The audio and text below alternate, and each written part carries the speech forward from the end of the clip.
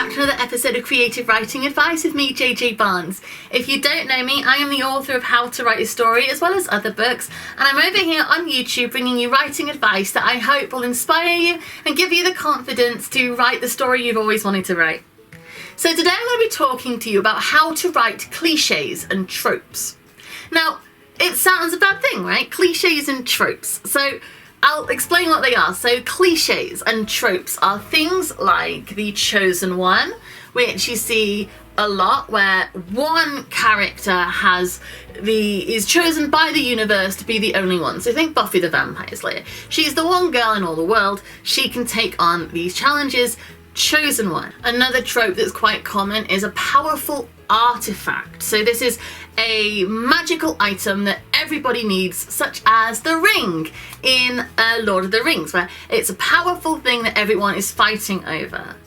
These things appear quite regularly in story, and it's criticised, and I see it a lot because I follow a lot of writers, I follow a lot of people who give writing advice because that's my business, and I like to get to know what other people who do my job think. And it's one of the rare things, I think, actually, that I do disagree on. Because I see a lot of videos and a lot of things saying, stop writing these tropes, don't do it, stop that, right?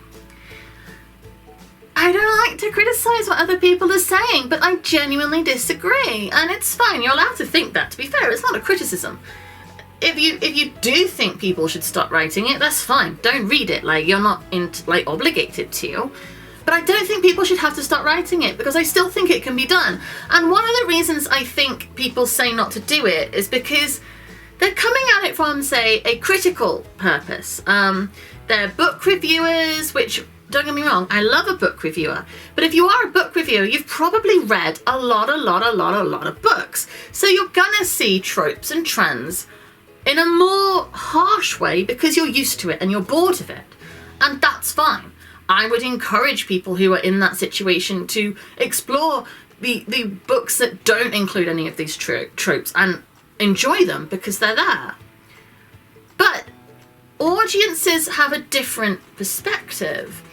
If it's not your business or your job to read books or watch films, if you are just doing it because of the love of it, you're coming at it from a different angle. And cliches, they become cliched because they're done a lot, and they're done a lot because people read them a lot, and people read them a lot because they like them. So, for instance, okay, death of a mentor is a trope. It's such a trope that it was parodied in The Office in Michael Scott's movie Threat Level Midnight. You kill the mentor character. I've talked about this on here, how to write it and why it works, because I know it's a trope. You know it's a trope. When you see the young person being taught and led by the older, more experienced person, if you're used to reading, you're probably going to some level expect that the older mentor character is going to die, or at least disappear from their life. Because then the protagonist, the younger character who you're following, who has been learning, has to do it on their own, has to stand on their own 2 feet and accomplish their story goal, which is great. You want that. I've written that. I know it's a trope. I wrote that myself in Lily Prosper and the Magic Rabbit. I've written that exact trope. I have forced Lily to stand on her own 2 feet by taking her mentor away. I don't think it's a bad thing. I mean, look, if you're a book reviewer or someone who genuinely hates tropes in general, you're welcome to disagree with me. But I don't think it's a bad thing, because people respond to it because they like it. Audiences are different to critics, different to teachers. If I was, say, a teacher in a more traditional sense with a classroom, I might teach that advice because you want to push boundaries, you want to do new things, you don't want to just copy what's already been done. And I agree with that. I do agree with that. It's good to do new things, but that doesn't mean I think tropes are all bad. So here's my advice on how to still write them. If you love a trope, say you love the chosen one, say you absolutely, the chosen one trope is something that has spoken to you, and you're thinking to yourself, oh, I've seen so many writing advice videos saying don't do it, and now Now I'm crushed because that's my idea, that's my story. I'm saying you can still do it. My advice on how to do it would be to still use it, but make sure you're doing something with it that isn't just a rip-off of an existing Chosen One story. Make sure you're not just rewriting Buffy the Vampire Slayer exactly as it is. Don't do that. Do a different Chosen One. And then when you know that your story is a different Chosen One, try not to have too many tropes in it. Because I do agree that if it was just cliche after cliche after cliche after cliche after cliche, that, yeah, nobody wants to read that. That will turn audiences off. Of course it will.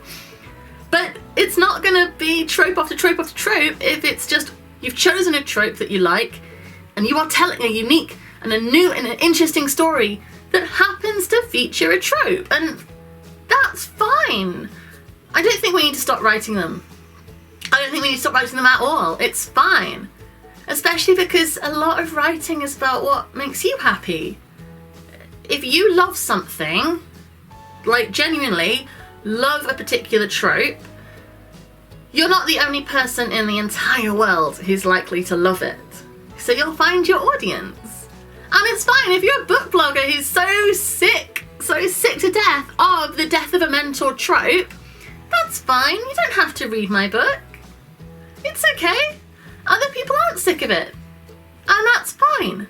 So don't just not write your book because you've heard that tropes and cliches are all terrible and have to be stopped writing. No. Just write it anyway. Write it anyway. It's fine. Make it original. Make it interesting. Don't layer trope after trope, but use the one you love. And then grow your story. Use all the techniques and hints and tips that I've been teaching all the way through this. All the way through all the backlog, hundreds of videos. Go watch them. I'll teach you how to write your story. But don't not write it because what you want to write about is a trope. Don't, no. Do it anyway. Just find people who like that trope or just aren't bored of it yet. There's loads of them. People are reading all the time and you can find your audience. Don't let it put you off that you know it's a trope and you've heard that you shouldn't use it. Write your story because you love it. It makes you happy. Write it.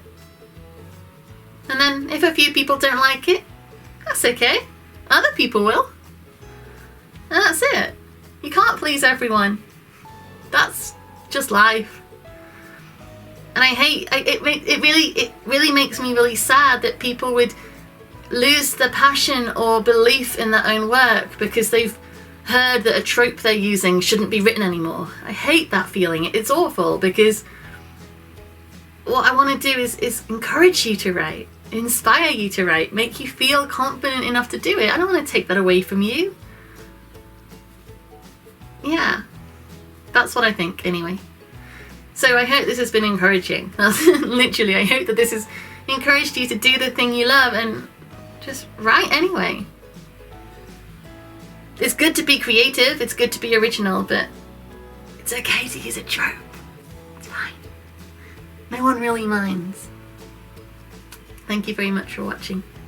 Please subscribe to this channel. I'm putting a video out every Monday, Wednesday and Friday at 9:30 in the morning. You can also go to my website, which is jjbarnes.co.uk, and you'll find all my books and things over there. My other books are probably a bit full of tropes too. Not too many. They're still original and great stories. And if you really disagree, and if you really think I'm talking absolute nonsense and all these tropes need to stop immediately, just comment below and tell me. Tell me why I'm wrong. Like, it's fine. As I say, you're not obligated to agree with me or to like the stories that include the tropes I'm talking about. It's fine.